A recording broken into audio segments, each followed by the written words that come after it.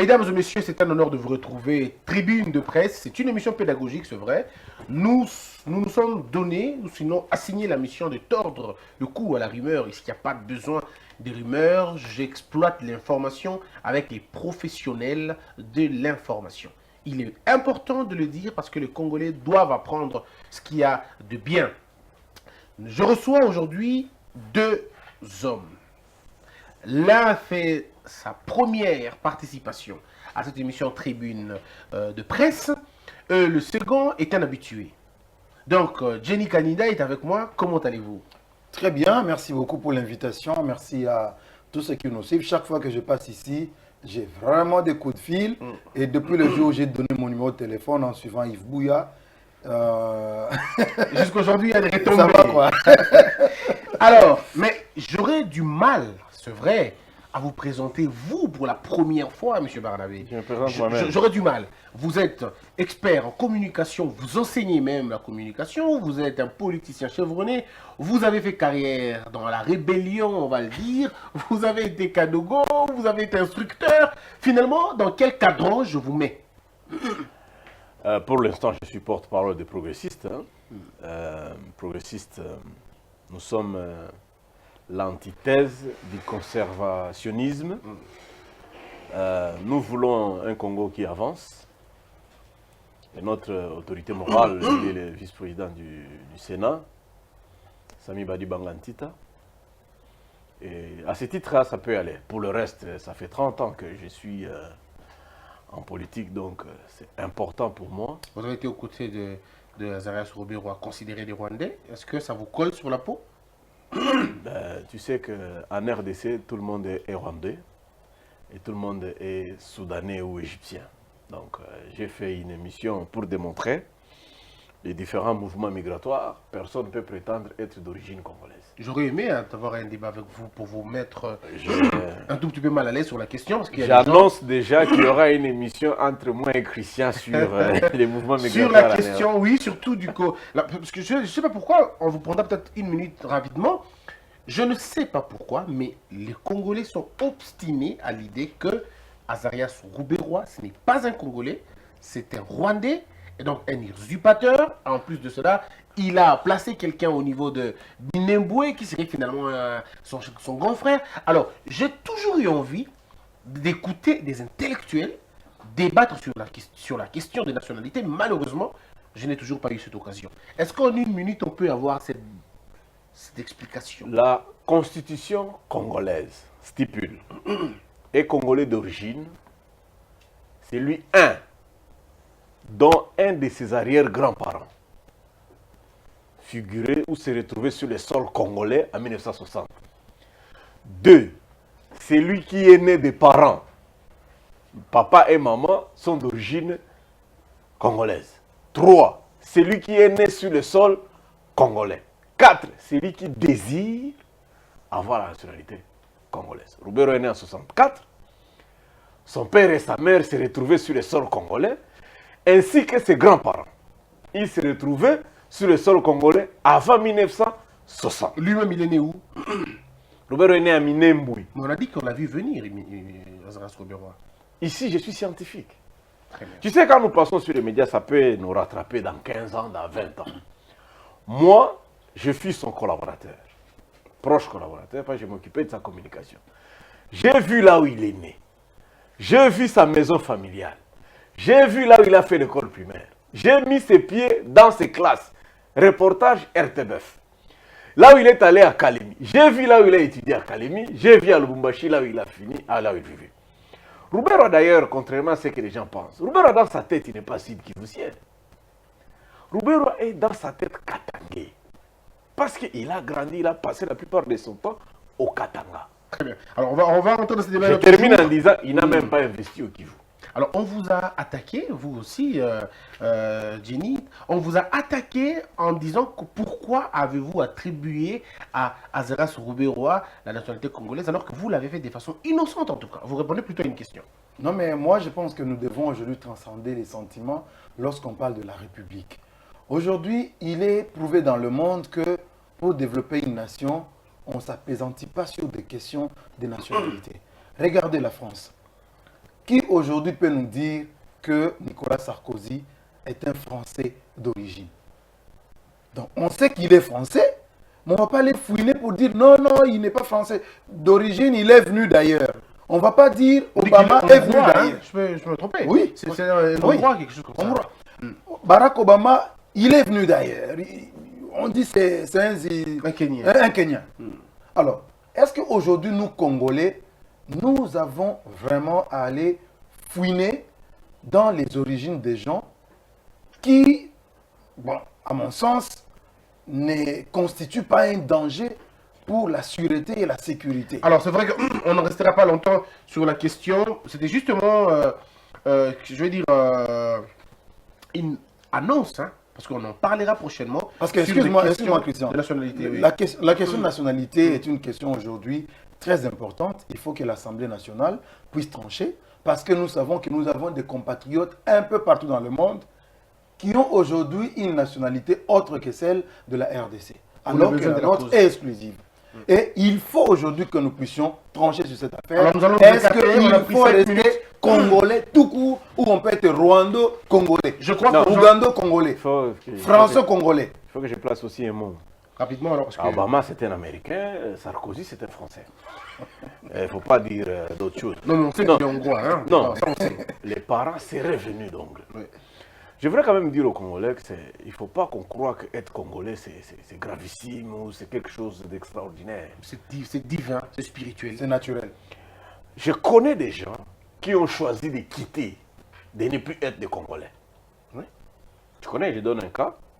Le pasteur René Massassou, il est au Rwanda, le numéro 1, le père spirituel de Restoration Church, une grande église à Goma et dans la région. Son grand frère est le père biologique de Massassou Nindaga. Ils sont des Mbobero à Bukavu, territoire de Kabare, chez Bahati, chez Moudoumbi et les autres. Mais lui, il a dit, j'espère, je deviens Rwandais. J'abandonne votre nationalité gênante ici qui dérange tout le monde. Donc, les Congolais ne doivent pas continuer à chasser ceux-là qui veulent des... Il y a des footballeurs qui... Ceux-là qui veulent des Congolais. Oui, mais puis après, on ne doit pas laisser la nationalité comme une sorte de marché ou n'importe J'ai quelle étudié Christian Bossembe. Ton grand-père serait venu du Sud-Soudan. Tu es d'origine Zande. Après l'Égypte, vous êtes descendu du Soudan. Du Soudan est venu à l'Égypte. Arrêtez de Tu es Zande. Tu n'es pas Congolais. Ton arrière-grand-père est venu du Sud-Soudan. Arrêtez de dire ça. J'ai fait des recherches. J'ai fait des recherches. Il parle de l'Équateur. Parce que là, moi, je postulerai plus tard. Il parle de l'Équateur, bien sûr. Mais ton père a été au Congo en 1960, donc tu es Et Congolais. Jenny alors? Non, moi, je Non, suis il n'a pas le posé la vrai question. Congolais. Mais j'ai fait cette Le étude-là. Kasaï est Kasaï vraiment est ça. Nous ne sommes pas venus d'ailleurs. Ce sont des Rwandais purs. Attendez deux secondes. Les Rwandais. Des choses. Tu sais pourquoi? Qu'est-ce que c'est beau? Attendez. Non, il est vrai que le Kinyarwanda est un peu proche de Tsholuba. Ça, c'est vrai. Alors là, vous faites J'étais au point de serrer la vous main. faites des révélations. Tu sais au moins que quand un Moulouba parle, un Rwandais comprend. Ah oui, tout à fait. Les Balouba ici, Amakuru Meza. Et puis ils vont dire Meza. c'est un croisement Ok. entre les Baloubakat, dont moi, Mimou Longo préside. Tu connais le moi, Mimou Longo ici, le président des chefs coutumiers. Tu sais qu'il règne de Bandundu jusqu'en Zambie. Ouais. Moi, Mimou Longo. Ouais. Et il prend l'Angola. Ça, au moins, tu es sûr. Tout à fait, ouais. Le retour de femmes Tutsi qui avaient perdu leur mari et leurs enfants lorsque Stanley est parti. En revenant sur le fleuve Congo, ils se sont perdus, ils ont pris la rivière Kasaï. Au lieu de rentrer par le fleuve pour rentrer là où ils venaient, ils se sont retrouvés avec des brigands, des hommes qui mangeaient le foufou, ils étaient dans la savane, ils en ont violé nombreux. Raison pour laquelle nos amis, tu vois, ils sont des teints clairs comme des Tutsis, ils sont nilotiques, tu regardes les coudes, tu regardes les chevilles. Un Moulouba, c'est un mélange entre Mouloubakat et un Moutouti. Ils sont là, ils connaissent. Non, mais les Moulouba, Et les mois d'Ansemi, les Moulouba, ils viennent de l'Égypte. Des révélations. Et Némois Nansemi a dit Ok. que les Kassaïens, nous, eux les Bayombela, nous sommes oncles. Oui, tout à fait. Et pourquoi? Parce que les Bayombe sont le mélange de Balouba et de Bakongo. Non, l'histoire est simple. On en reviendra à notre journée. On en parlera, mesdames et messieurs, c'était ça. Mais c'est un sujet où j'ai beaucoup d'éléments. Et je crois aussi qu'on en a beaucoup d'éléments aussi, mais ce qui est important, Tu c'est es de faire cet soudanais. échange. Ce qui est important, je n'aimerais pas être soudanais en tout cas. Parce que c'est des gens irresponsables, ils ne comprennent pas ce qu'ils doivent faire pour leur propre pays. Christian, tu Je sais ne voudrais pas le pourquoi devenir. les Blancs ont cassé les nez des pharaons qu'on a vus en Égypte là? Quand tu vois en Égypte les pharaons. Il y a beaucoup de nez cassés, oui. Ouais, mais parce que tous les nez ressemblaient à ton nez. Tous ces pharaons, ils avaient ton nez. Alors, mesdames et messieurs, merci beaucoup. Alors là, nous poursuivons notre débat. Nous parlons de la présence du président, des retombées du voyage du président au niveau des États-Unis d'Amérique. Alors, il faut dire déjà, Jenny, la Banque mondiale est d'accord de vous donner 1 milliard de dollars. Est-ce que c'est un motif de fierté quand une banque vous donne 1 milliard alors que vous-même vous perdez 15 milliards chaque année chez vous?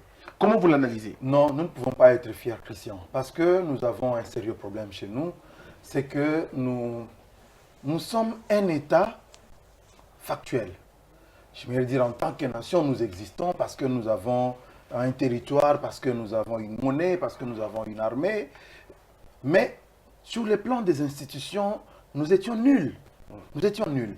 Parce que j'entends beaucoup de gens dire, mais pourquoi est-ce qu'on doit avoir la main tendue alors que nous sommes riches? C'est comme un parent qui se dit, ben voilà, j'ai l'héritage de mes grands-parents et que ses enfants ont faim.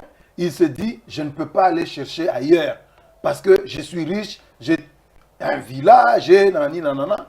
Non. Aujourd'hui, nous avons des difficultés sur le plan de la mobilisation des recettes, des ressources pour pouvoir répondre aux besoins des Congolais. Et lorsque nous tendons la main, ça ne doit pas être une fierté, mais c'est une question de conjoncture, c'est une question d'un moment. Nous devons accepter qu'on nous aide. Nous devons aller vers ces gens-là, parce que quelle est cette nation aujourd'hui qui n'a pas de dette? Les États-Unis, après tout, c'est la nation la plus endettée du monde. Nous le savons, malgré leur budget aussi colossal. Mais ici, c'est une question parce que la Banque mondiale a accepté de financer des secteurs bien précis, notamment l'éducation. Et la santé. Et la santé. Tout en demandant à la RDC de pouvoir prendre en charge les 3 mois qui restent et qu'ils vont commencer à partir de 2020. Exactement. Donc aujourd'hui, ce n'est pas vraiment une fierté, mais c'est un ouf de soulagement. Très bien. Est-ce que vous pensez, M. Barnabé, que ça vous soulage? Vous avez un pays qui fait finalement, qui laisse partir 15 milliards de dollars, on parle de 25 milliards de dollars qui seraient enfouis dans les poches des individus, mais vous avez quand même la Banque mondiale qui vous dit, bon, on va vous donner 1 milliard de dollars. Est-ce que c'est une gifle diplomatique ou c'est un ouf de soulagement? Non, il faut en être fier, au contraire. Parce que la banque fait son travail. Quel est le rôle d'une banque? Le rôle d'une banque, les gens font des dépôts d'argent et puis les autres s'en servent. Pour un temps, ce n'est pas un cadeau. Parce que la Banque mondiale... Là, c'est un cadeau, en tout cas. Il vous donne un cadeau, ce n'est pas un emprunt, il vous aide. Je ne comprends pas. C'est un peu ce que Dambala disait, l'aide fatale. La Banque mondiale ne peut pas faire des aides. Ce n'est pas le rôle d'une banque. Tu es ici, Raobank, EcoBank et Je vous enverrai la facture, ne vous en faites pas. Personne ne donne pas, toutes ces banques-là ne donnent pas de l'aide. Nous sommes membres mondial, des Nations Unies. Et que nous pouvons nous aussi recourir. Tu as une grande entreprise aujourd'hui, Congo Buzz TV. Merci. Tu peux demander des crédits. C'est ça le rôle d'une banque. C'est inconcevable que tu vendes la maison de ton père, que tu vendes des costumes pour avoir les frais de démarrage. Les Chinois sont venus ici, ils nous proposaient 9 milliards. Strauss-Kahn est venu, il a dit non, vous êtes un pays post-conflit, fragile. À ces temps-là, 2008-2009, il ne fallait pas prendre 9 milliards chez les Chinois. Nous avons entendu, ils ont bloqué le développement de ces pays. Si on avait les 9 milliards, s'ils pouvaient laisser Kabila accéder aux 9 milliards des Chinois, nous aurons des trains en grande vitesse, on n'aurait pas de problème d'érosion, on n'aurait pas de problème, tout ce que nous connaissons. Ou peut-être l'argent serait parti dans les poches des gens. Mais ces 9 milliards, ce serait quand même beaucoup. Donc, mais moins que 15 milliards de dollars. On allait quand même constater dans leurs poches qu'il y en avait beaucoup. 2, on ne peut pas voler de l'argent au niveau quand on est au sommet. Les gens se trompent. Parce que les banques fédérales, les banques mondiales, les FMI savent contrôler là où il y a... Partout où on loge le dollar, ils savent connaître. La preuve, quand on est chassé du boulot au Congo, ça ne prend pas 3 mois pour le voir tous maigrir et manquer du carburant. Aujourd'hui, tu sais que la plupart des gars du FCC commencent à descendre des stations pour regarder ça fait combien de litres qu'on a mis. Donc ils n'ont plus d'argent, ne vous en faites pas. Nous avons besoin d'argent réellement pour démarrer cette dynamique. Il est vrai, si on parlerait du budget, Le budget Ilunga Nkamba, moi, je suis déçu par Mayo. Il ne peut pas présenter un budget de 7 milliards. C'est pas normal. Mais c'est pas lui, c'est un travail collectif. Oui, ça veut dire qu'il n'y a pas ces défis-là. On ne voit pas les sursauts d'orgueil que mon ami est en train de souhaiter. Vous avez déjà des structures qui n'existaient pas. Structure de coordination sur les changements de mentalité. Quel est l'apport de ces gens-là dans le budget? Ça fait seulement 8 mois. Est-ce que vous vous attendez? Mais ils sont déjà là. On doit... Le budget, c'est une projection. Tu sais que Matata a projeté dans les 4 ans 9 milliards. réunir 40 milliards, il a quand même mobilisé 25-300. Donc, l'apport de changement de mentalité, pour que les gens ne fassent plus de coulage de recettes. 2, l'apport de Agence nationale de lutte contre la corruption. On ne voit pas ça dans le budget. Parce qu'en 2015, on avait déjà 8 milliards. À part les perturbations des élections et consorts.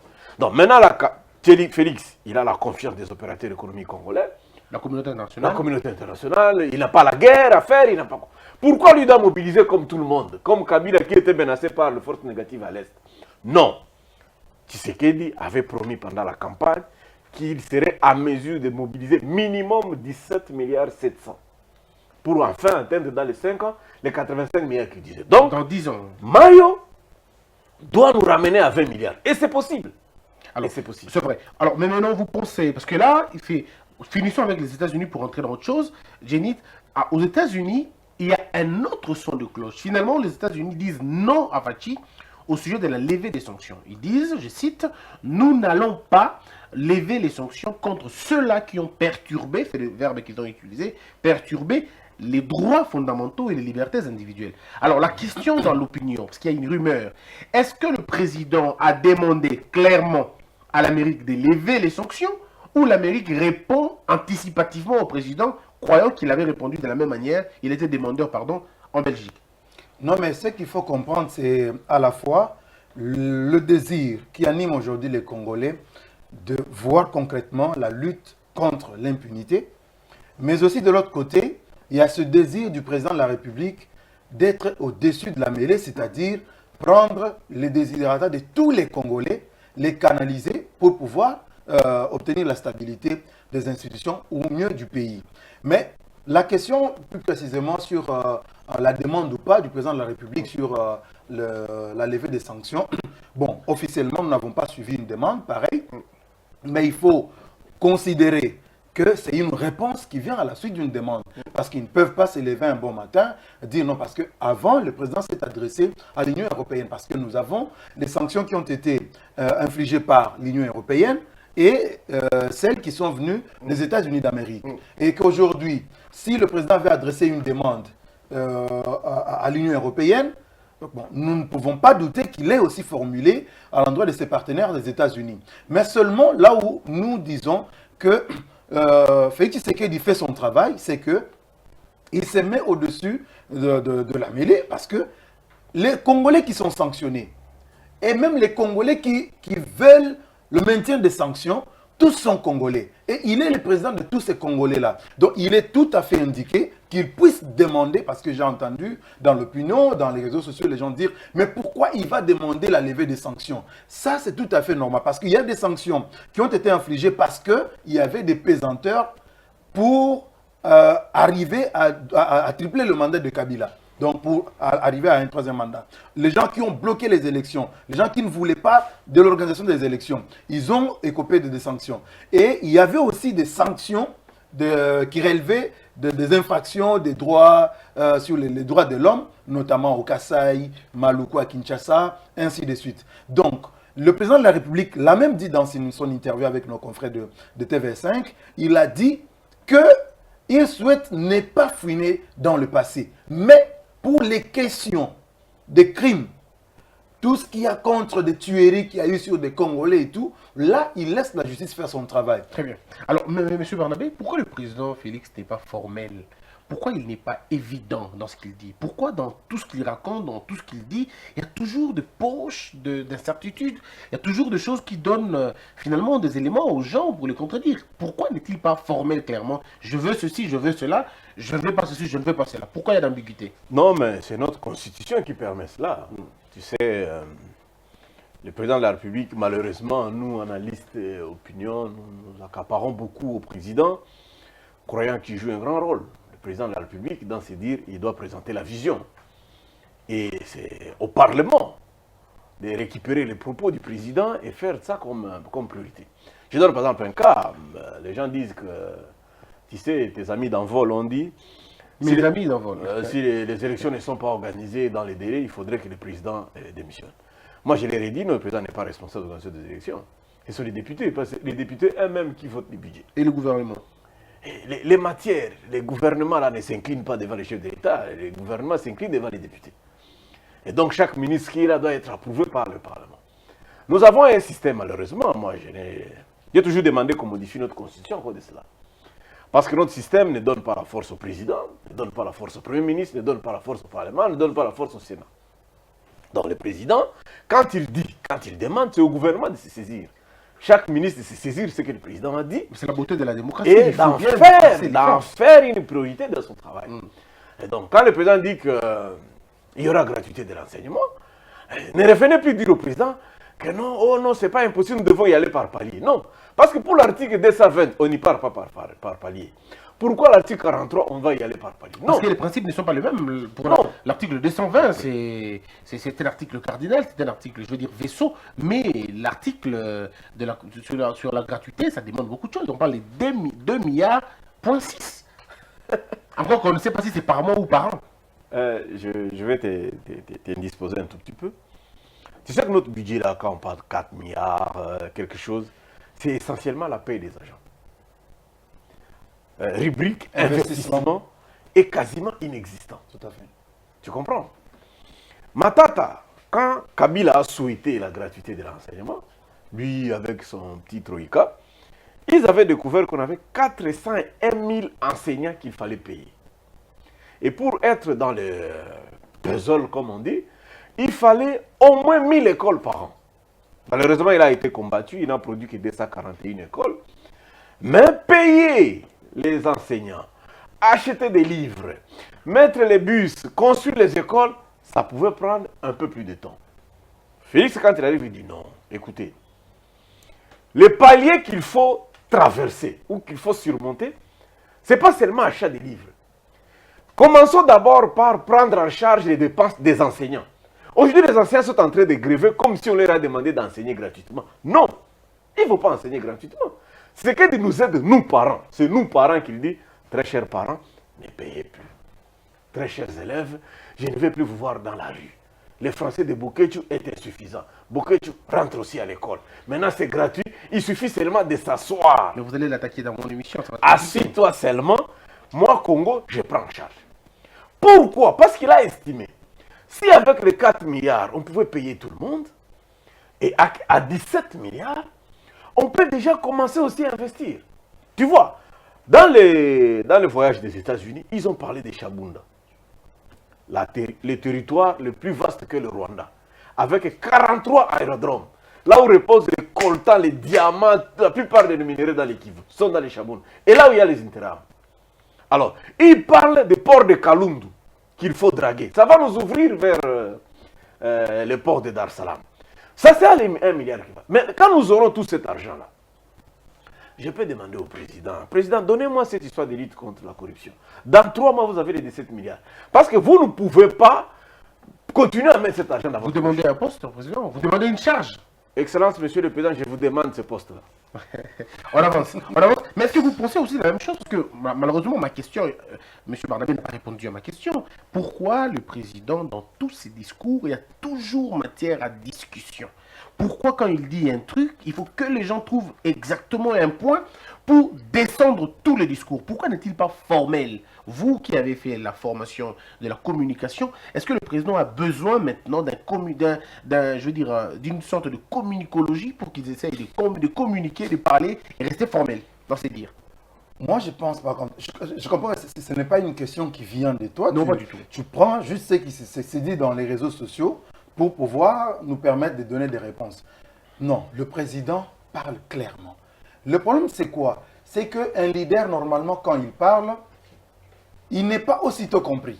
Ça, c'est partout.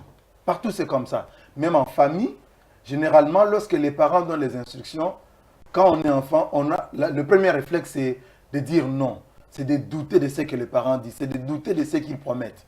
Ça, c'est un fait naturel. C'est qu'un leader, il va plus loin Il que communique pas ceux mal. qu'il dirige. Il ne communique pas mal. Parce que, je vous donne un exemple. Le président dit, la rétrocommission, c'est un fait qui existe chez moi.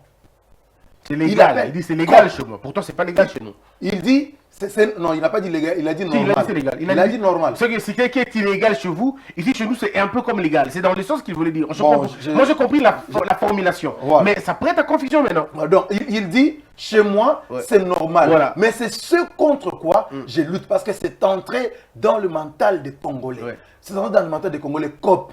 Et j'ai suivi une émission ce matin, hein, chez l'un de tes concurrents, où on disait, non, c'était pas Confrère, là-bas, un de nos c'était ailleurs. confrères, celui. C'était ailleurs, oui. C'était ailleurs, où on disait, dans le paysage congolais aujourd'hui, nani asala ka copté to nani asala nanu copté. Ouais, tout le monde descend ça. Ceux-là, vous voyez. Ceux qui m'avaient habitué au Mundo, ça l'a compté tout ça, mais. Vous voyez. C'est Donc scandaleux. c'est ce que le président Jamais fait dit. de compte. C'est ça, c'est ça. On Bon, sait comment ça ça va. passe, quoi. Ok. Alors le président dit, chez moi au pays, c'est normal, c'est normalisé. Ouais, malheureusement. Mais je lutte contre ça. Mais regardez comment ça a été interprété dans les réseaux sociaux. Ouais. Même par des gens qui n'ont pas suivi. Donc c'est au fait ça le problème. Le président parle. Mais ça je prends, moi, je suivais beaucoup Etienne Tshisekedi quand il parlait. Ou même aujourd'hui, si vous suivez, vous comprenez que le monsieur-là avait une longueur d'avance. Quand il parle, généralement, les gens ne comprenaient pas. Mais c'est plus après une année ou 6 mois ou 9 mois, vous comprenez et ce qu'il dit arrive, vous comprenez alors qu'il avait raison. Et c'était pareil avec le Christ. Quand Christ parlait, il n'était pas compris. Socrate aussi a parlé. Socrate, il a n'était été- pas Mais compris. bref, tous les grands- Gandour, il n'était pas compris. tous les grands esprits Les grands esprits, c'est comme ça. ont du mal. Donc Alors, il faut monter. Il faut monter pour les rencontrer. Deuxième sujet, pour continuer, Monsieur Barnabé, vous allez rebondir, pas de problème. Il y a le CLC, je vais lire, à faire 15 millions. Le CLC dans la rue, ce samedi 19 octobre. Mais en même temps, les gens opposent au CLC ce qu'ils appellent la méchanceté des catholiques. Pourquoi le CLC veut aider le président à asseoir une justice, mais ne veut pas aider le président à asseoir une éducation gratuite? Bon, beaucoup de questions au même moment. Oui. Ndaïwel m'a déçu encore une fois. Moi, je suis déçu par tout ce qu'il fait la plupart des cas. Je précise, le président de la République communique très bien, Félix. Nous étions habitués à un président qui ne parlait pas, qui préférait les faits. Il était appelé Sisabidimbu. Maintenant, nous avons un président qui parle, qui communique et qui est déterminé. Quand il dit que ça crée débat, parce que lui, quand il parle, il énonce sa détermination. La volonté du chef de l'État de bien communiquer, il s'est fait entourer par 6 experts qui sont dans les domaines. Je remets en cause leur choix parce qu'il n'y a pas beaucoup de ceux qui ont fait vraiment la communication. Vous savez, il est entouré de journalistes. Or, les journalistes ne sont pas forcément des maîtres ou des experts en communication. Mais il a 2 personnes à la communication. Il a 2 personnes, je crois, à la presse présidentielle. Et il a 2 personnes comme porte-parole. Cet entourage-là, malheureusement, on ne le voit pas. Tu sais, Tina Salama, qui est ma soeur, avait annoncé que le président allait parler vendredi à 18h, heure des Nations Unies. Mais c'est avéré que le président a pris parole le jeudi. Ça signifie que Tina n'a pas été dans l'équipe qui préparait le séjour du chef de l'État aux États-Unis et nous a annoncé que le président allait parler le vendredi. Bref, on ne doit pas être là. Moi, je Les 15 millions. suivi aussi, monsieur le porte-parole du président. Je l'ai suivi dans certains propos. Non, lui, il commet toujours des bêtises. Kassongo, c'est un présentateur des journaux parlés. C'est ce qu'il a fait. Vous osez vous attaquer aux vieux comme ça, frontalement? Je rappelle les CV. C'est un présentateur des journaux parlés. À la RFI, hein, quand même. Il n'est pas spécialiste en communication Communication. politique. Moi, j'ai un master en communication politique. Je sais de quoi je parle. Donc, ce que le vieux fait, il doit améliorer. Parce que chaque fois qu'il fait des sorties, même quand il... Comment lui il peut communiquer sur Twitter? Par exemple, avec des abréviations et consorts. Il faut quand même bien enseigner les gens. Bon, bref, ça, c'est les trucs. Celle-ci, Ndaïwel, c'est un professeur d'histoire. En justice, Christian, tu as fait le droit. Il faut présenter des preuves. L'affaire 15 millions, tout le monde spécule ici, mais il faut présenter des preuves. Pourquoi on ne présente pas de preuves? Parce que la clameur est plus grande que les preuves, malheureusement, ici, dans notre cas. Le chef de l'État, lorsqu'il parle de la rétrocommission c'est une réalité. Et lorsqu'on rétrocommissionne, ce n'est pas forcément que ça part dans les poches des gens. Non. Dans chaque litre de carburant vendu en RDC, il y a la part de la RDC comme gouvernement, il y a la part de Foner. Personne ne met le nez pour vérifier quelle est la part de Foner. Or, Foner, c'est quoi? C'est Fonds pour la national pour l'entretien routier. Mais nous avons des trous partout. Non seulement qu'ils font le péage, et dans le carburant, il y a la part. Mais chaque mois, chaque trimestre, il y a une réunion de rétrocommission pour savoir combien de carburant vendu, ça a apporté combien, un Foner doit avoir combien doit aller à la présidence, combien doit aller au ministère. C'est ça la rétrocommission. Cette réunion est toujours présidée par les directeurs de cabinet du chef de l'État. Alors, si cet argent doit être réorienté dans des comptes pour le fonctionnement de la République, illico, l'homme de Cour des comptes et tous ces gars-là doivent se saisir de preuves pour dire voilà, l'argent a dévié. Ça fait plus de 17 ans qu'on fait cette rétrocommission sur le pétrole. Plus de 17 ans. Depuis que Kabila est arrivé en 2001, Katumba Maka avait imposé cette affaire. Mais on parle même de Ken Ouaddondo qui était au courant de l'affaire de... Non. Quand il était Premier ministre, il paraît que depuis qu'il était Premier ministre, il y a un problème. Il y a un problème et il faut le dire, il faut dénoncer. Oui. Le conseiller économique du chef de l'État, qui est un pétrolier, ainsi que le conseiller économique au ministère des Finances, tous ces débats-là s'apprennent à Caméré. Pourquoi vous dites Balouba? Mais parce que c'est leur lutte quitte le cadre officiel du travail. Le directeur de cabinet, VK, a présidé la réunion où on a fait la répartition de cet argent. Et ils voulaient avoir leur compte dans leur poche. La rétrocommission a toujours existé. Allez demander à Bahati quand il était... Mais vous faites comme des affirmations, vous aussi. Vous avez je suis pas de preuves, hein? Je suis en train de vous dire des faits vrais. Ok. Ce sont des faits vrais. Alors, donc on comprend ici que le CLC n'a pas raison de CLC, au lieu de mettre les gens dans la rue comme ils sont habitués à boire les sangs, qu'ils cherchent des preuves que Kamere a bouffé cet argent-là, que Félix a bouffé cet argent. C'est ça la démarche normale. Le CLC n'a cité personne. Tous ceux qui travaillent, la plupart de ceux qui travaillent à la banque sont des chrétiens catholiques. Mais le CLC n'a pas parlé des individus. Le CLC parle de l'impunité. Il parle de l'impuissance de la justice. Ce ne sont pas des individus. Le procureur près de la Cour de cassation a été saisi du dossier. Il a même diffusé sur les médias, il a interdit les commentaires quant à ceux. Mais il attend les preuves. Très bien. Louzolo, qui enseigne le droit, il était nommé conseiller spécial en matière de lutte contre la corruption et tout ce que vous voulez là. Bureau sur le boulevard. Il a attrapé combien de personnes? Personne. Il a cité le nom de beaucoup de gens, mais qui ont fait la prison. Ça ne suffit pas de citer. Il ne suffit pas de citer. Il suffit de brandir des preuves. Mais dans une société de mafia, les preuves sont de l'or. On ne le trouve pas. Mais alors taisez-vous. Alors, toi, tu as appris le droit. Attendez le jour où vous aurez des preuves. Brandissez les preuves. Et la société se meurt. On y va avec vous, Jenny Kaninda. Est-ce que si nous allons dans cette histoire de preuves, quand on sait qu'on est dans une société qui s'organise à ne pas laisser des preuves, alors en ce moment-là, l'immoralité est consacrée. En Kikongo, on dit quand on a un sous, mais il faut qu'on a du longa, ça, c'est maman Mimi qui comprend ça. Donc, ça signifie que c'est un peu, comme on dit en français, l'arbre qui cache la forêt. En Chilou, on dit quoi? Ça,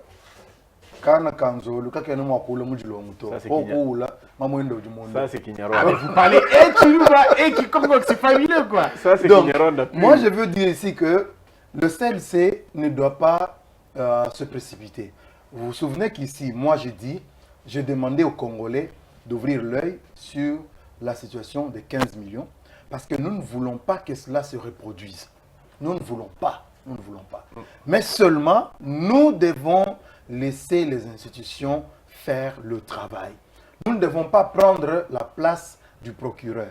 Vous avez suivi le président de la République, il a dit « J'ai demandé au procureur de continuer son travail sans entrave. » Parce que nous avons besoin de la lumière. Donc, nous ne pouvons pas épargner quelques personnes, quelques individus, au nom, je ne sais pas moi, de quoi, je ne sais pas moi. Nous avons besoin de la vérité, mais seulement, comme disait Bernabé, nous avons besoin de la vérité, mais seulement il faut partir des bons pieds, c'est-à-dire avoir des preuves. Nous ne pouvons pas commencer à crier, Kamere a volé, conseiller a volé, c'est tel ministre qui a volé. Lorsque nous n'avons pas de preuves, c'est de la diffamation. Mais vous savez qu'on n'aura pas de preuves aujourd'hui. Cette question, vous le savez très bien, ça fait 17 ans. Mais non, on n'aura peut-être pas de preuves. C'est là, vous n'êtes pas en train de consacrer l'immoralité finalement. C'est là presque la chute de mon intervention, Oui. de dire que la pression aujourd'hui doit être orientée vers le procureur. Mais est-ce que nous avons le droit de faire pression sur la justice? C'est ça la question. Est-ce que logiquement nous avons le droit? Est-ce que le CLC a le droit de faire pression sur la justice? Pourquoi? Parce que nous savons qu'on annonce quand les enquêtes commencent, mais quand elles finissent, ça, on ne sait jamais. Mais on ne nous donne pas les résultats des enquêtes. C'est là maintenant que nous devons, nous, société civile, organisations citoyennes, ainsi de suite, chercher à ce que ces enquêtes-là ne deviennent pas comme les feuilletons antérieurs. Donc que nous sachions aujourd'hui qu'est-ce qui a été fait exactement. Donc c'est là que doit être orientée la pression. Mais pour le moment, je trouve que c'est précoce. Alors, si vous dites que c'est précoce, le CLC ne le voit pas de cet œil parce que le CLC estime que le procureur a cette affaire, ça fait plus de 3 semaines et on n'entend personne interpellé. Donc on a comme l'impression que la justice ne travaille pas. Parce que si la justice allait travailler, on aurait su, ne serait-ce que telle personne a été interpellée, telle autre a été interpellée. Mais pourquoi c'est silence radio? Non, tout ce que moi je demande ici, parce que la seule personne aujourd'hui qui peut nous donner l'avancée du dossier, c'est monsieur le procureur. Monsieur le procureur, s'il vous plaît, informez aux Congolais. Non. Parce que moi, j'estime que c'est lui qui peut nous donner les éléments. Autant qu'il a demandé aux Congolais de ne pas interférer. Il a demandé aux Congolais de garder leur mal en patience, qu'ils attendent l'avancée des enquêtes. De la même manière que c'est lui aujourd'hui qui peut nous informer, appeler les journalistes pour dire, ben voilà, l'enquête est en cours, voilà, nous avons déjà saisi tel, voilà, nous en sommes à tel niveau. C'est lui qui peut communiquer. Mais en dehors du procureur, je ne vois pas qui d'autre peut communiquer sur cette affaire. Très bien. Alors, M. Barabé, je vous vois hocher la tête. Oui. Vous n'êtes pas d'accord? Non, c'est trop fort, mais je voudrais, chez le procureur, à qui se plaint? Le plaignant, c'est qui pour les 15 millions? Le président a demandé au procureur d'instruire le dossier. Non. L'IGF est plaignante. Un instant, oui. un instant. Le président Félix a fait un geste jamais égalé. Il a organisé à l'hôtel du Fleuve une cérémonie pour introniser, je crois, Illico, nos amis là de lutte contre la corruption. Le président était là. Il a dit, je voudrais faire la lutte contre la corruption comme cheval de bataille. Lorsque l'affaire 15 millions arrive, nous apprenons que c'est Illico qui se plaint. Mais alors, le président a même reçu le numéro 1 des IGF, les inspecteurs de gestion des finances. Que moi, j'ai estimé que ces gens-là, ils avaient osé d'aller fouiner les nez à la présidence. On ne peut pas chercher combien d'argent le président utilise. Point à la ligne. Alors, le président, avant de voyager ici, il a reçu le numéro 1 des IGF. Il a posé, il paraît que tu es menacé. Oh non, je ne suis pas menacé. Est-ce que tu es disposé à faire ton travail? Oui. Je suis prêt à faire mon travail. Les gardes, est-ce que tu as prêt à faire ton travail? Oui. Alors, procureur, poursuivez avec les enquêtes. Silence radio. Mais justement, pourquoi silence radio? Mais on nous a dit que l'argent est allé à Raobank. Mais ceux qui travaillent à la Raobank, là, il y a des catholiques, il y a des musulmans, il y a des protestants, il y a des gens de la Mouka, il y a des gens du FCC. Donc il n'y a pas de secret. Il n'y a pas de secret. Si l'argent est arrivé à la Raobank, ce sont des Congolais qui ont perçu cet argent. On nous a parlé des 6 comptes. On a déclassé dans les 6 comptes. Ce sont des Congolais qui ont placé cet argent. Ceux qui viennent de retirer sont aussi des Congolais. Maintenant, si ceux qui sont venus retirer ne sont pas dans leur attribution de retirer l'argent, prenez la preuve, allez voir le procureur.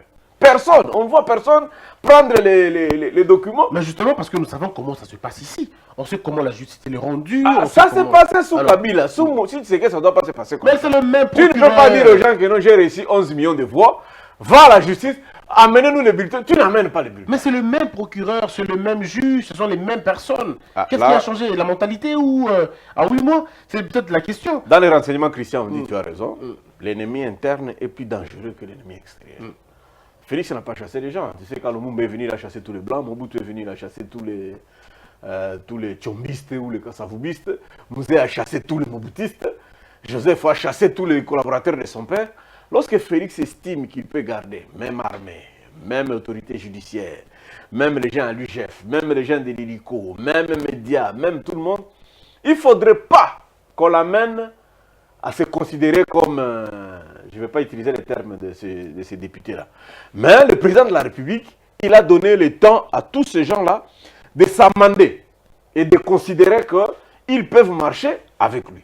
Raison pour laquelle, moi j'ai dit, le gouvernement Ilunga Kamba ne peut pas présenter un budget de 7 milliards. Il faut attaquer le budget. C'est une preuve qu'ils ne veulent pas faire bondir comme veut le chef de l'État. Alors, est-ce que c'est vrai, Jenny Kaninda, on parle d'un budget, je veux dire, ce budget irréaliste. On estime que Ilunga Kamba a contredit le président dans ses ambitions de réveiller le Congo. Mais le pauvre, il est au pouvoir, il a un gouvernement à peine 2 semaines ou 3 semaines. Alors, quel est le budget qu'on lui demande de présenter finalement pour le travail fait par qui? Et comment vous comprenez le contour de la question? Bon, moi, je suis un peu embarrassé, quelque peu, hein, parce que lorsque nous regardons la promesse du président de la République, la promesse du président était de 86 milliards pour 10 ans. Ça signifie que lorsque nous divisons par 10, okay, nous sommes à 8,6 milliards l'an. C'était ça. Ramazan Nishadari avait promis un budget à peu près 85 milliards de dollars. 10 ans. Lorsque nous divisons par 10, nous sommes à 8,5. Et les gens disent, j'entends dans les réseaux sociaux ou même dans certains médias, non mais il nous avait promis 86 milliards. C'est là que je ne comprends pas. C'est là que je ne comprends pas. Qu'est-ce qu'on aurait voulu que le président fasse? Nous sommes dans une première année. Alors, dans cette première année, le président, j'ai entendu Bernabé dire avec raison que le président n'est pas un taiseux, ce n'est pas quelqu'un qui garde sa langue dans la poche, il parle. Et moi, je crois que dans cette première année, il est évident que le président puisse parler, qu'il puisse énoncer des choses, qu'il puisse annoncer des choses. Parce que c'est en deuxième année ou troisième qu'on va maintenant chercher à faire en quelque sorte une évaluation. Chacun pourra commencer à évaluer par rapport à ce qui a été dit. Aujourd'hui, si nous pouvons dire que les 7 milliards présentés, c'est insignifiant, c'est par rapport à quoi? C'est par rapport à ce qui a été dit. Et c'est comme ça que moi, je dis, c'est avec raison que le président doit aujourd'hui parler. Il parle et au bout de 2 ans, 3 ans, nous pouvons évaluer par rapport à ce qu'il avait dit. Donc, sur ce qui concerne le budget, lorsque les gens disent que c'est insignifiant, c'est antisocial et tout, les gens ont raison. Mais quelque part, ils doivent savoir que si ma tête a été arrivée à un budget de 8 milliards, le taux d'exécution était à combien? C'est là le plus grand problème. Parce que si nous avons un budget de 7 milliards et que le taux d'exécution est par exemple à 90%, je crois que le Congolais aura senti un changement et dans son assiette et dans son milieu propre. Donc ça, c'est le plus grand problème, c'est d'abord, nous sommes dans une première année, on n'a pas encore bouché des trous. Il faut aller avec ce qu'on a aujourd'hui, le temps que la commission de lutte contre, l'agence de lutte contre la corruption entre vraiment en danse et qu'elle découvre par où se trouvent des trous pour boucher des trous. Et en ce moment-là, nous pouvons être sûrs que le deuxième exercice, nous pouvons partir d'un budget de 7 milliards. Mais déjà qu'aujourd'hui, d'après les informations, aujourd'hui, le gouvernement va encore se retrouver en conseil des ministres pour essayer de majorer. Réévaluer, pour majorer. On parle de 10 milliards. Il y a cette volonté-là. Il y a cette volonté de pouvoir faire mieux. Mesdames et messieurs, le maximum, titre Lamuka, DVU, ment.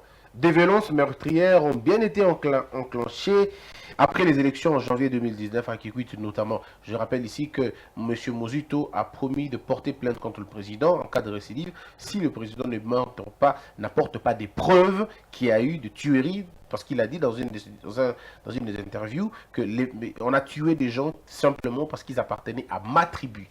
Et donc voilà un peu, on va parler ça à la deuxième partie, disons la dernière partie. M. Bardabé, vous rebondissez. Est-ce qu'il y a une autre recette à faire pour avoir un budget de 10 milliards? Dans l'entrée, vous avez si bien dit que c'était possible qu'on présente un budget de 80 milliards, pardon, de 20 milliards de dollars. Mais dites-nous comment, par quel mécanisme? Très simple. Tout relève du leadership. La volonté des leaders, c'est là où Mayo doit faire attention. Mobutu, quand il part, il nous laisse avec un budget de 300 000. Musée arrive. 7 mois, toute la reine de Mouzé, c'était 44 mois. Mais il a quand même laissé un budget de 3 millions Mais lorsque Bemba quitte le pouvoir à 1 plus 4, il reste déjà un budget de 4 milliards. Bemba. Les Palou prend pendant 5 ans et Mouzito là, ils n'ont fait évoluer que de 300 millions. Lorsque Palou quitte le pouvoir, on avait un budget de 4 milliards 300 millions. Un peu comme ce que Bemba avait laissé, mais avec un pouvoir d'achat beaucoup plus grand. Ah, non, non, discutable aussi. Dans l'avantage de Bemba, bien sûr. Mais ce qui est intéressant dans cette démarche, c'est l'effort de M. Koyagialo. Koyagialo qui a fait l'intérim du Premier ministre avant que Matata n'arrive, il nous fait rebondir de 4 milliards à 6 milliards, avec un taux de 9,1, taux d'échange. Mais lorsque Tchibala, Matata part, Matata laisse 8 milliards, avec un taux de 9,3. Mais Tchibala arrive, il rabat, bon, on peut comprendre les élections, on descend à 4 à 5 milliards, avec un taux de 16. Le problème, c'est quand Kabila présente Ilunga Nkamba, un économiste, l'homme de la réforme des entreprises, DG de SNCC, dans son budget, il doit nous montrer comment est-ce qu'il peut aller à boucher les trous, comme on dit, dans ce concept actuel. Donc, la question des budgets, lorsque vous avez l'appui de la lutte contre la corruption, vous avez cette agence-là qui peut boucher les trous, il est possible d'avoir cet argent. Parce que ça circule que dans les mains. Tu sais, quand on faisait le boulevard du 30 juin, nous avons fait une étude, il était de montrer qu'à Gombe circulait 12 milliards par jour. Le rôle du gouvernement, c'est de capturer les recettes. Le rôle du gouvernement, ce n'est pas de faire du djalil. Le gouvernement, c'est imposer les taxes et les avoirs. Je donne un exemple pour terminer. Tu sais, Kinshasa a 400 000 véhicules qui circulent sur 12 millions d'habitants. Mais Kimbut a été à mesure seulement de capter pour 30 000 véhicules. 30 000 seulement de vignettes. Pourquoi pas? C'était trop élevé. 30 $, 40 $, c'est beaucoup. Mais si vous rabattez les vignettes à 7 $ ou à 5 $, il est possible de recouvrer sur un grand champ. Sur un grand champ, vous luttez contre beaucoup de choses et vous avez un peu plus d'argent parce que vous avez ratissé large. Mais lorsque tu as l'armée, tu as la police, tu as la DGM, tu as l'ANER, tu as les coordinations pour le changement des mentalités, parce que les gens doivent changer de mentalité. Tu as lutte contre la corruption. Mais quoi encore? Alors, on va terminer ce débat. Il ne nous reste plus que 13 minutes. Je ne suis pas très fort en calcul, comprenez. 13 minutes, on va finalement terminer. Alors, très fort en français. Merci. La question la plus grande ici, c'est la question de la Mouka, M. Barnabé, je commence avec vous. La Mouka, d'abord, estime que Félix Tshisekedi, toutes les sorties sont des sorties scandaleuses et qu'il cherche la légitimité à l'étranger. M. Félix Tshisekedi se perd totalement, un budget insignifiant, bref, on lui reproche de tout. Mais ce qui va finalement arrêter le débat, c'est lorsque Mouzito se propose de porter plainte, de mettre le président en accusation parce qu'il estime que le président a menti aux Congolais en disant que les gens de sa tribu étaient tués sans preuve. À l'époque, le président Félix ne contrôlait pas les médias. Nous tous, nous avons suivi ces reportages-là. C'est passé à la télé. Ouais. J'ai dit l'autre fois, Mouzito, c'est quelqu'un qui nous a amenés au point d'achèvement. C'est lui qui a effacé les dettes. Avec ces tribunes, faire des réflexions économiques, c'est très enrichissant lorsque vous l'écoutez comme financier, comme économique. Mais chaque fois que Mouzito fait se rabattre pour devenir un leader des territoires ou de son bandundu, Kikwiti, je ne sais pas très bien, il retombe pratiquement dans les Mwanasemi et c'est une mauvaise chose. Mouzito a fait la xénophobie quand les vaches traversaient. Les vaches venues de Kivu, qui devraient arriver à Bukangalo et aller dans le Congo central, arrivé au niveau de chez lui, il a développé un discours de xénophobie. Heureusement, les pouvoirs, les Minaku, se sont imposés. Tout le monde sait, il y a eu des reportages, que pendant les élections, à un moment, il y a eu des soulèvements, des tensions, et curieusement, je ne savais pas ça. Je ne savais pas que la ville de Kikwit est habitée en majorité par les Kassaïens. C'est suite d'un reportage que j'ai su cela. Et nous savons qu'il y a eu mort d'homme. Alors, si lui, il estime qu'il a des preuves que tout Moulouba qui s'est retrouvé à Kikwit à ce temps-là n'est pas mort, il va présenter les nombres statistiques des trucs à la justice, bravo à lui. Mais que le président commence d'abord, lui, par donner des preuves que ceux qui sont morts sont d'abord morts suite à l'appartenance tribale. Ça aurait avancé les choses. Hein. Heureusement, Google existe, heureusement les médias existent. Dans toutes les rédactions qui avaient envoyé les journalistes, je peux citer, tu ne peux pas m'autoriser malheureusement. Vas-y. Non, ça ne me gêne pas. Vous pouvez aller sur ces chaînes-là, vous trouverez les reportages à cette époque-là. Je confirme parce que moi-même, j'ai suivi ça à la télé.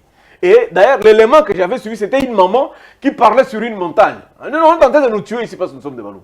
On a saccagé le commerce à Kikwit parce que le commerce appartenait aux Baloum. Les reportages existent. Alors maintenant, dans ce cas, Jenny Kaninda, qu'est-ce que l'on fait?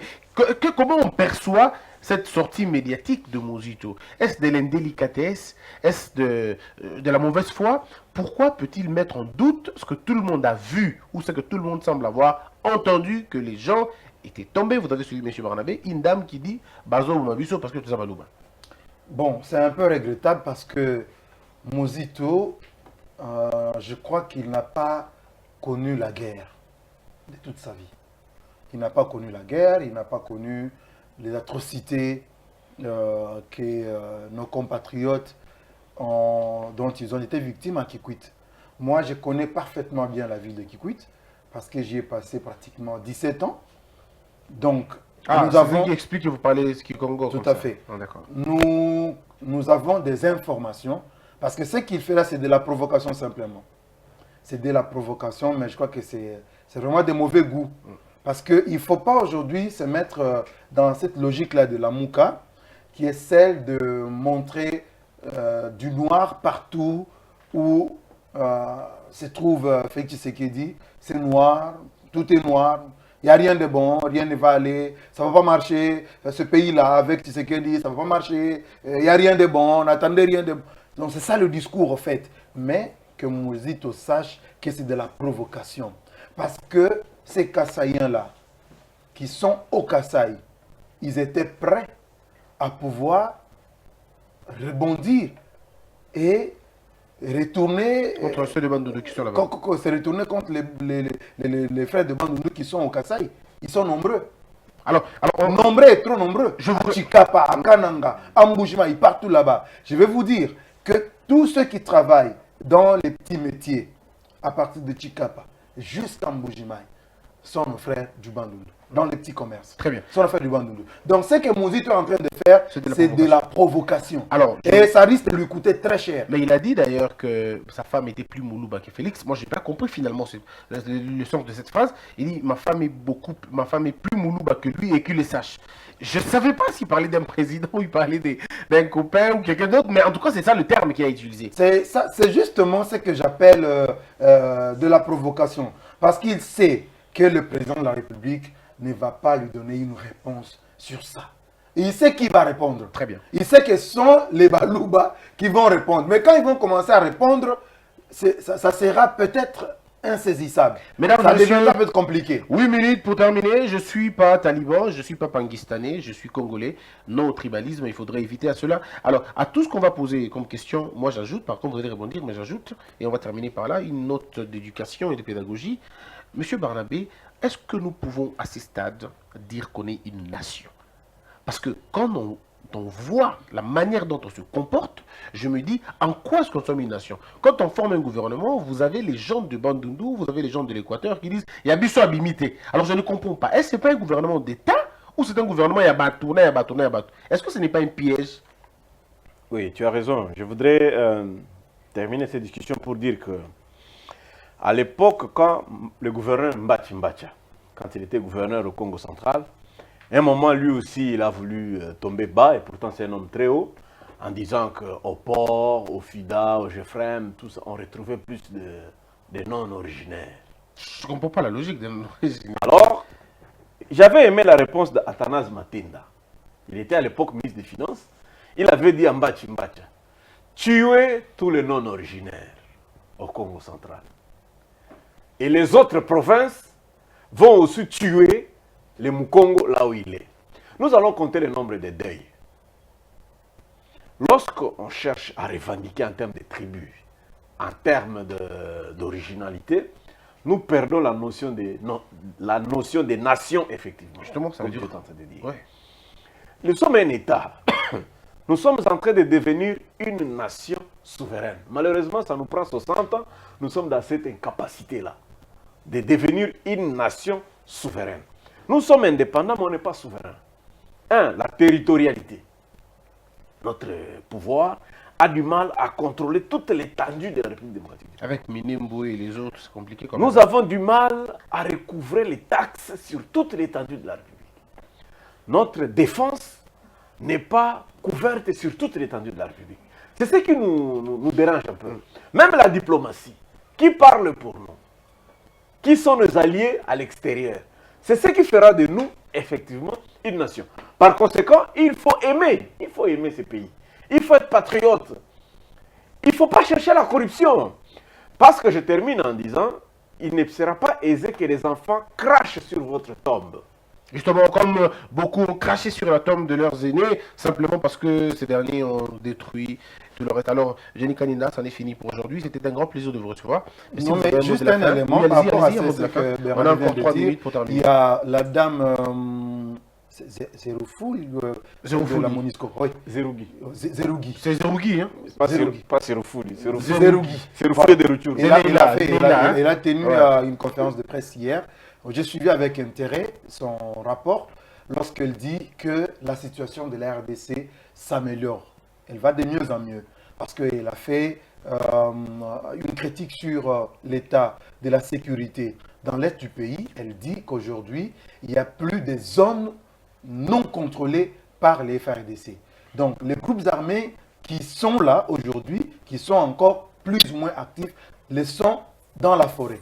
Donc, c'est plus dans les territoires là où il y a vraiment des habitants. Nos citoyens sont protégés, mais c'est plutôt notre faune qui n'est pas protégée, malheureusement. Voilà. Là, il y a encore du travail à faire. Et même, elle dit que sur le plan politique, il y a des avancées, j'en suis fier. Et j'ai dit aux frères congolais qui sont au pays, qui sont à l'étranger, il y a de l'espoir. Nous devons espérer à un changement et au bonheur de nos enfants. Arrêtons avec ce qui se passe dans l'est du pays et même dans certaines écoles catholiques où vous avez de bonnes sœurs qui crient sur des enfants pour leur dire qu'ils sont des imbéciles parce qu'ils viennent à l'école alors que les parents n'ont pas payé. Donc elles ne comprennent pas. Merci à Fridolin Mbongo qui a compris et qui appelle l'Église catholique à pouvoir accompagner le gouvernement. Il ne manquait plus que cette déclaration, mesdames et messieurs, merci beaucoup. Alors, monsieur Barnabé, trouvez-moi dans toute votre intelligence, si vous voulez, une phrase qui résume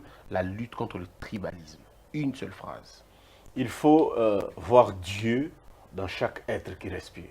Si tu aimes Dieu, Dieu tu ne le trouveras pas sous le sol, mais Dieu est dans l'être qui est en face de toi.